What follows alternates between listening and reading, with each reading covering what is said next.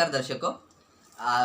पिछली कुछ हफ्ते हम क्लास नहीं ले पाए कुछ वजहों से, लेकिन आज इस हफ्ते हम सीटी की क्लास ले रहे हैं इस संडे को। और क्या है ना कि अब इतने दिन हम सिर्फ जनरल नॉलेज के जो सब्जेक्ट्स थे, हिस्ट्री, ज्योग्राफी, इकोनॉमी, फिजिक्स वगैरह, वही पढ़ रहे थे।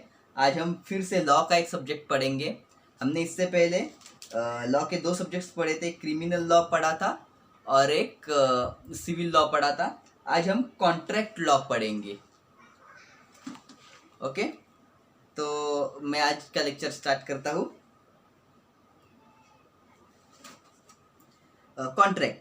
A contract is a legally enforceable agreement between two or more parties with mutual obligations. मतलब कॉन्ट्रैक्ट क्या होता है कि एक इन्फोर्सेबल एग्रीमेंट होता है दो पार्टीज के बीच में।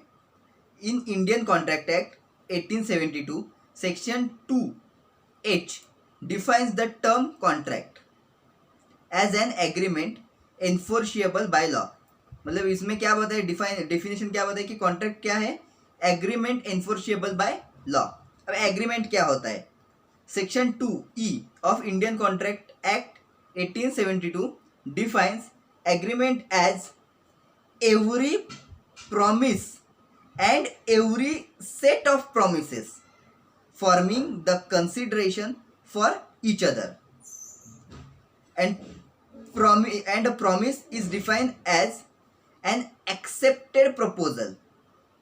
Now we can conclude that a contract is an agreement. An agreement is a promise and promise is an accepted proposal. ये लाइन सबको ध्यान में रखनी है। A contract is an agreement, an agreement is a promise and a promise is an accepted proposal. Every contract is an agreement, but every agreement is not contract. समझ में आया? अब essential conditions of valid offers, उसमें क्या है, expression of willingness to do, abstain from doing, to obtain. Expression of willingness to do और abstain from doing, to obtain others' assent. An offer must be made to obtain the assent of the other. Intention to contract, उसमें क्या आएगा कि there is no provision in Indian Contract Act requiring that an offer or its acceptance should be made with the intention of creating legal relations while under English law. It is. Example क्या है वो भी बताता हूँ। A agrees to sell to B my white horse for 500 rupees or 1000 rupees. There is nothing to show which of two parties was to be given. Thus, it is not a valid offer. क्योंकि agreement, मेरा जो घोड़ा है वो बेचने के लिए agreement कैसे करेंगे ना, ये दोनों ए और बी। मेरा घोड़ा है वो मैं खुद एग्रीमेंट करूंगा उसके लिए। अब essential elements of valid contract, उसमें क्या है, टू काइंड्स ऑफ ऑफर्स है। एक है जनरल ऑफर, वो क्या है, it is made to public और वर्ल्ड एट लार्ज, जो जनरल ऑफर होती है वो। एंड स्पेसिफिक ऑफर क्या होती है, it is made to specific or as certain person. Then offer and invitation to treat. An offer is the final expression of willingness by the offer or to be bound by his offer.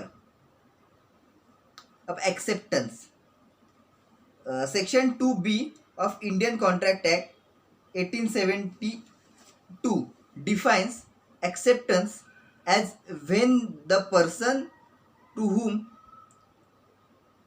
the proposal is made signifies his assent thereof. The proposal is said to be accepted. Acceptance क्या बताया गया, when the person to whom proposal is made signifies his assent thereof, the proposal is said to be accepted. Consideration. Consideration constitutes the very foundation of the contract.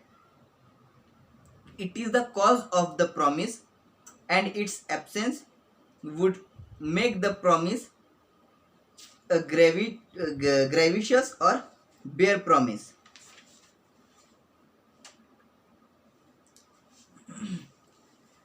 Capacity to contract, उसमें क्या है, there we can conclude that following persons are parties incompetent to contract.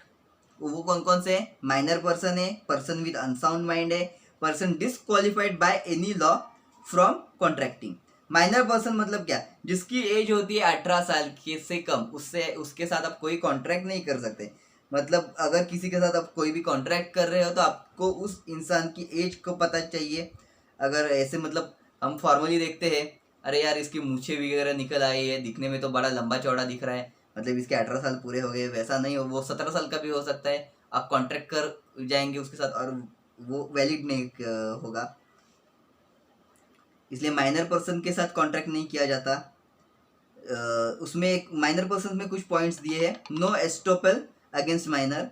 It is defined law that the law of estoppel cannot be applied against the minor even if he acted fraudulently. मैंने अभी बताया. Doctrine of restitution. There are three important points of doctrine. If an infant obtain property or goods by misrepresenting his age, he can be compelled to restore it, but only so long as the same is traceable in his possession. Where the infant has sold the goods or corrected them, he cannot be to repay the value of goods, because that would amount to enforcing a void contract. Third point is, the doctrine of restitution is not applied where the infant has obtained cash instead or goods for restitution stopped where repayment began. Then second point मैंने बताया था, person with unsound mind. मतलब क्या है? जिसका mind unsound है, जो दिमागी हालत जिसकी ठीक नहीं है, अनसाउंड माइंड है या फिर कोई क्रिमिनल माइंड का है, उसके साथ आप कोई कॉन्ट्रैक्ट नहीं कर सकते. A person who is usually of sound mind but occasionally of unsound mind may not make a contract when he is of unsound mind. Example, a patient in lunatic asylum who is at intervals of sound mind may contract during those intervals. Disqualified persons, जो third point है हमारा, वो अब बताऊंगा. The incompetent persons are those who are disqualified from contracting by any law to which they are subject. Example, alien enemies, foreign sovereigns and ambassadors, convicts, etc. Free consent. A mere consent is not enough for a valid contract. Coercion.